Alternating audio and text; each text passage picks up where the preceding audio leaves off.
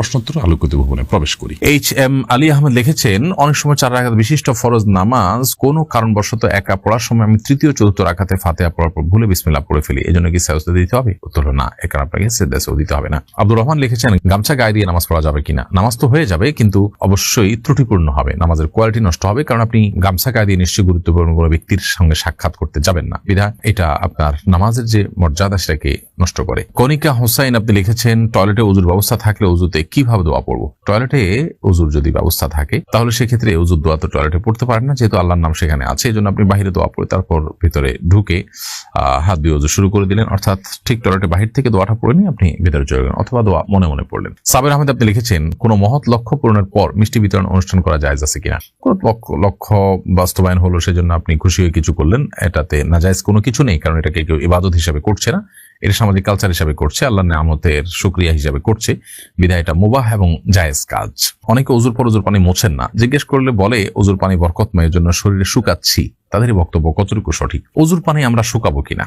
এর উত্তর হলো যে নবী করিম সাল্লাল্লাহু আলাইহি ওয়াসাল্লাম ওযুর পানি কোন একটা কাপড়ের টুকরা দিয়ে শুকিয়েছেন, এরকম বর্ণনা আছে, আবার মাঝে মাঝে রেখে দিয়েছেন, এই বর্ণনাও আছে। অতএব দুইটাই সমান পর্যায়ে, তবে ঢালাও ভাবে ওযুর পানি না শুকিয়ে আপনি যেন শুকে যায় শরীরে, সেটার জন্য রেখে দেওয়া ব্যাপারে পরিষ্কার করে নির্দেশ করা হয়েছে যে এটার ভিতরেই কল্যাণ আছে, বরং নবী সাল্লাল্লাহু আলাইহি ওয়াসাল্লাম থেকে দুইটারই আমল পাওয়া যায়। আবু সুফিয়ান মিয়া আপনি লিখেছেন, 3 কোয়ার্টার প্যান্ট পরে নামাজ পড়া যাবে কিনা? 3 কোয়ার্টার প্যান্ট যদি পরেন যেটার ফলে আপনার হাঁটু ঢেকে যায়, সেটাতে আপনি নামাজ পড়ে নামাজ হয়ে যাবে, তবে লক্ষ্য রাখতে হবে রুকু সেজদা বা উঠা বসার সময় যেন এই প্যান্ট সরে গিয়ে হাঁটু প্রদর্শিত না হয়। যদি সেরকম হয় যে হাঁটু প্রদর্শিত হয় না, বরং হাঁটু ঢেকে থাকে, 3 কোয়ার্টার প্যান্ট পরে তাহলে নামাজ পড়লে নামাজ হয়ে যাবে।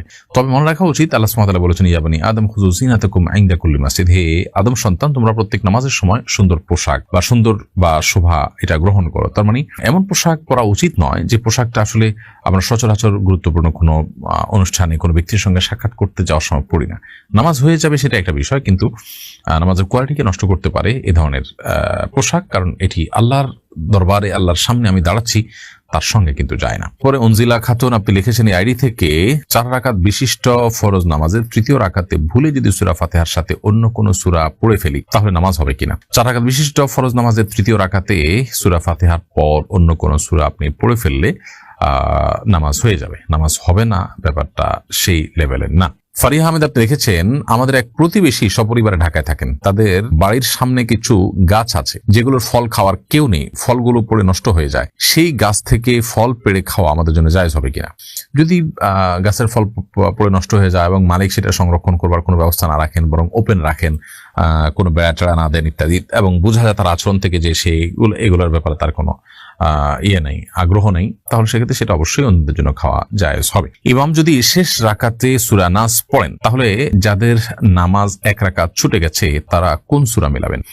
ইমাম যদি শেষ রাকাতে সূরা নাস পড়ে ফেলেন, যাদের নামাজ ছুটে গেছে তারা পরবর্তীতে সূরা নাসের আগে যে কোনো সূরাই পড়তে পারেন, এতে কোনো গুনাহ হবে না এবং তাদের নামাজও হয়ে যাবে। স্বামী স্ত্রী পরস্পরের অবাঞ্ছিত লোম পরিষ্কার করে দিতে পারবে কিনা? যেহেতু স্বামী স্ত্রীর মধ্যে কোনো পর্দা নেই, বিধায় তারা যদি কেউ একে অন্যকে এই কাজটি করে দিতে চান, বিশেষ করে বার্ধক্যে বা অসুস্থ হয়ে গেলে অনেক সময় প্রয়োজন হয়, বা স্বাভাবিক অবস্থা যদি করে দেন সেটি কোনো গুনাহের বিষয় নয়। নুজহাত হাসান লিখেছেন, আমার হাজবেন্ডের ইন্তেকাল হয়েছে, আমি ওনার পোশাক সহ ব্যবহৃত অনেক জিনিস স্মৃতি হিসাবে রেখে দিয়েছি, এদিকে আমার গুনাহ হচ্ছে বা এর কারণে কবরে আযাব হচ্ছে? যে জিনিসগুলো স্মৃতি হিসাবে রেখেছেন সেগুলো আপনি ব্যবহার করবেন, হয়তো হালকা ব্যবহার করেন, বেশিরভাগ ক্ষেত্রে রেখে দেন, অসুবিধা নেই, এর কারণে কোনো গুনাহ হবে না ইনশাআল্লাহ তাআলা। তবে এটা যদি এমন হয় যে ব্যাপক পরিমাণ তার সম্পদ সেগুলো সবই আপনি স্মৃতি হিসেবে রেখে দিয়েছেন, সেটাতে অন্য ওয়ারিসদের কিন্তু অধিকার জড়িত আছে, অন্য ওয়ারিসদের কাছ থেকে যদি আপনি দায় মুক্তি না নেন তাহলে সেক্ষেত্রে তাদের হক আদায়ের গুনাহটা হবে। ব্যাপারটা এরকম, আপনি পোশাক আশাকও যদি রাখেন তাহলে সেক্ষেত্রে সেই পোশাকটাও অল্প স্বল্প পোশাক, এটা আপনার ভাগে আছে বা আপনি এটা পেয়েছেন, অথবা এটার অন্য কোনো দাবিদার নাই, সেই হিসাবে আপনি রেখে দিয়েছেন বা হালকা পাতলা ব্যবহার করেন, ঠিক আছে, এতটুকু হতে পারে। কিন্তু ব্যাপকভাবে যদি আপনি রেখে দেন, অন্য ওয়ারিসরা না জানে অথবা তাদের পারমিশন না নেন, তাহলে সেক্ষেত্রে তাদের হক এখানে আসে। মানুষ মারা যাওয়ার পর তার প্রতিটা জামা কাপড় সবকিছুতেই সব ওয়ারিসদের কিন্তু হক চলে আসে, এটা একটা ব্যাপার। আর একটা বিষয় হলো যে অনেক কাপড় চোপড় যেটা অন্য মানুষও উপকৃত হতে পারে, গরিব মানুষও পড়তে পারে বা যে কোনো মানুষ পড়তে পারে, সেটা না পড়ে আপনি সবগুলোকে রেখে দিলেন স্মৃতি হিসাবে, সেটা অবশ্যই অপচয়ের পর্যায়ে যাবে।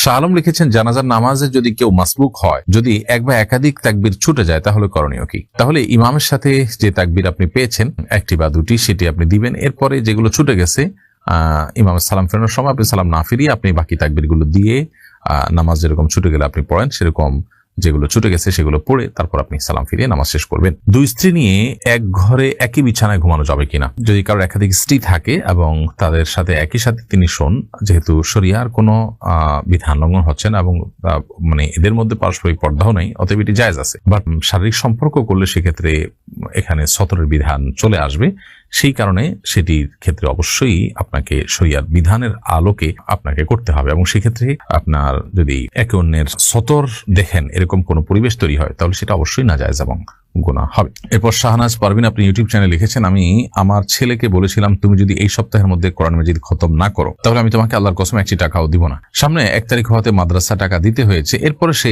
খতম করেছে, এখন আমার করণীয় কি? আপনি সপ্তাহের মধ্যে কোরআন তেলাওয়াত করতে বলেছেন, সে সপ্তাহের মধ্যে কোরআন তেলাওয়াত করেনি এবং সপ্তাহের মধ্যে কোরআন তেলাওয়াত না করলে আপনি তাকে আর কোনো টাকা দিবেন না বলেছেন, কিন্তু আপনাকে টাকা দিতে হয়েছে, অর্থাৎ সে আপনার কথা রাখেনি এবং আপনি আপনার শপথ ভঙ্গ করে তাকে টাকা দিতে হয়েছে। যদি এরকম হয় তাহলে সেক্ষেত্রে আপনি এখন শপথের কাফারা দিয়ে দিবেন। কাফারা হলো আপনি 10 জন মিসকিনকে খাদ্য দিবেন অথবা পোশাক দিবেন কিংবা আপনি 3টা রোজা রেখে দিবেন, তাতে ইনশাআল্লাহ শপথের কাফারা হয়ে যাবে। অনেকে প্রিয় মানুষের কবরের পাশে নিজের কবর দেওয়ার জন্য ওসিয়ত করেন, পাশাপাশি 2 কবরের বাসিন্দারা কি পরস্পরকে দেখতে পারেন? তারা কি পরস্পরের মধ্যে কথা বলতে পারেন? দেখুন, কবরে পাশাপাশি থাকার মধ্যে বাহ্যিক দৃষ্টিকোণ থেকে কোনো কল্যাণ নেই এবং কবরের পাশাপাশি কবরের লোকের সাথে আলাপ সালাপ করার, যোগাযোগ করার কোনো সুযোগ আছে কোন হাদিসের আলোকে এরকম কিছু বোঝা যায় না। এটা জাস্ট সন্তানরা বা অন্যরা যখন জিয়ারত করবে পাশাপাশি দেখে পাশাপাশি দোয়া করার সুযোগ পাবে, জাস্ট এই জায়গা থেকে হয়তো মানুষ বলে থাকেন, এছাড়া কোনো উপকারী দিক এটা নাই আসলে সেভাবে। তানভীর আল কাদির আপনি এআইডি থেকে লিখেছেন, মসজিদের বাইরে ভিন্ন বিল্ডিং থেকে সাউন্ড বক্সের মাধ্যমে মসজিদের ইমামের কেরাত শুনে ইক্তেদা করে নামাজ আদায় করা জায়েজ হবে কিনা?